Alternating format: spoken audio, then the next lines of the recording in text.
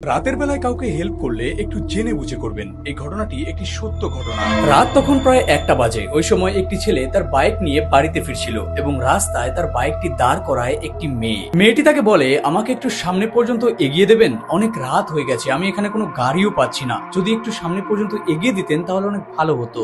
এরপর ছেলেটি ভাবে রাতের বেলা একা একটি মেয়ে হেল্প করে দেয়। তারপর মেয়েটিকে সে তার বাইকের পেছনে বসিয়ে যেতে শুরু করে এবং কিছু দূর যাওয়ার পর সে লক্ষ্য করে সবাই তার দিকে অবাকভাবে তাকিয়ে আছে। তার পাশ দিয়ে যে গাড়িগুলি যাচ্ছিল সেগুলি তাকে কিছু ইশারা করছিল, কিন্তু সে বুঝতেই পারছিল না।